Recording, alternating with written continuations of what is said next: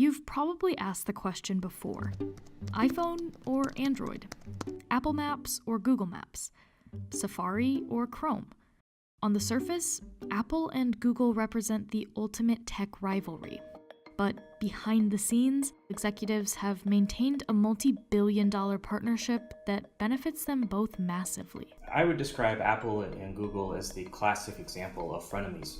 On one hand, they're fierce rivals. On the other hand, they benefit greatly from figuring out ways to work together.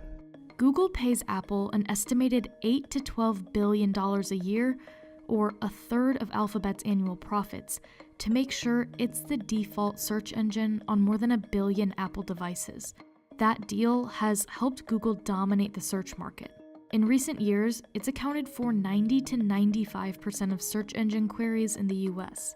The deal between the two tech giants is so powerful that it's at the center of one of the biggest US government lawsuits against a public company since the 90s.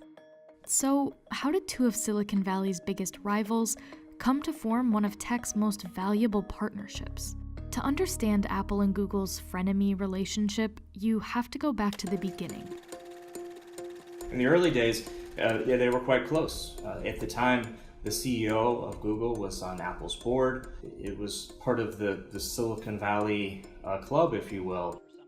In 2005, the two companies laid the groundwork for what would become one of the industry's biggest deals. Google struck a deal with Apple to become the default search engine for Safari on Mac computers. As Apple evolved, so did the relationship. In 2007, when the iPhone came out, Google was then the default search for the iPhone Safari browser, and it's really just grown and grown from that point. So Steve, I've had the privilege of joining the board, and there's a lot of relationships between the boards. And I thought, if we just sort of merge the companies, we could call them Apple Goo. As it became clear that Google was going to be more than just a search engine and that it wanted to grow, and that Apple was going to be a rival, that became an issue. In 2008, Google directly challenged Apple's business with the launch of its Android operating system. The next year, Google's CEO Eric Schmidt resigned from Apple's board. Since then, both companies have expanded into each other's businesses, with Google launching Android phones and Apple launching services like the App Store, and Siri, which was originally powered by Microsoft's Bing, not Google. Search Wikipedia for Neil Armstrong. Searching for Neil Armstrong. It wasn't until 2017 that Apple switched from Bing to Google for its search results on Siri and Spotlight, the Mac's search function. That renewed deal between Apple and Google came at a good time for both companies. Google was facing competition from Facebook's fast-growing mobile ad revenue, and its new deal with Apple put its search results and ads on more than 1 billion Apple devices.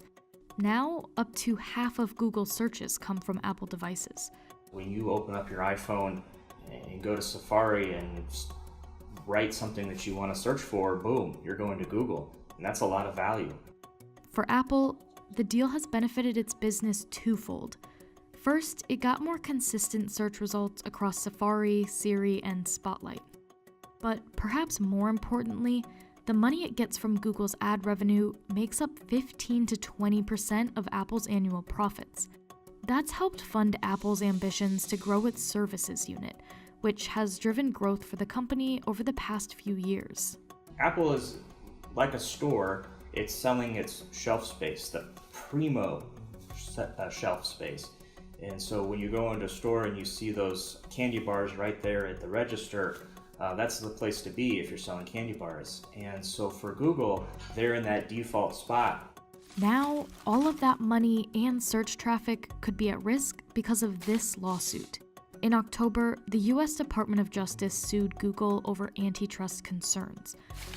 The government is alleging that Google is a monopoly gatekeeper for the internet, and it says that harms customers, advertisers, and competing tech companies. One way the Justice Department says Google maintains its dominance is through exclusive business deals. like through its partnership with Apple. According to the lawsuit, some people at Google called the prospect of losing its default status on Apple devices code red. Google representatives said they weren't aware of the code red language used in the lawsuit, and neither Apple or Google have officially disclosed the exact value of the deal or commented on the Justice Department's $8 to $12 billion projection. In a recent interview, the journal's personal tech columnist Joanna Stern asked Google's former CEO about the deal. There was ultimately a deal that I did not personally negotiate, but it was a lucrative deal for Apple. But important to say that with respect to Google and with respect to use of Google search on Apple phones, it is extremely easy to switch to another provider. Google has denied the Justice Department's allegations and said it plans to challenge the lawsuit. Its chief legal officer said the lawsuit wouldn't help consumers and that its relationship with Apple is customary.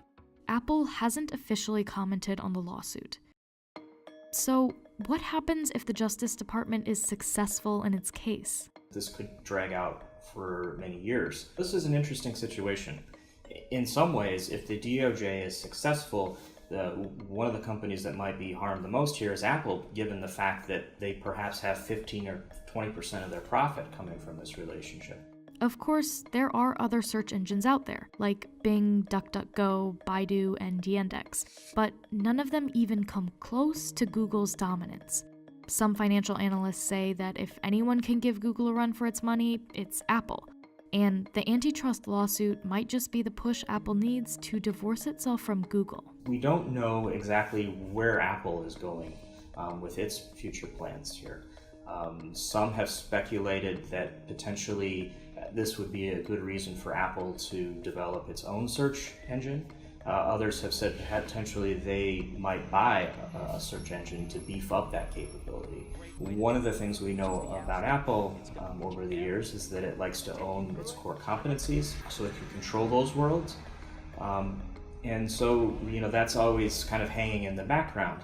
Apple hasn't responded to requests for comment on plans to create or purchase its own search engine.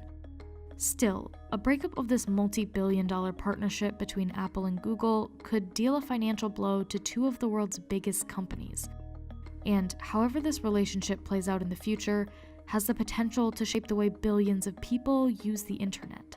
As we see Congress and regulators debate the power of tech, this lawsuit is just yet another example of kind of that public debate about their role in our future and in our society.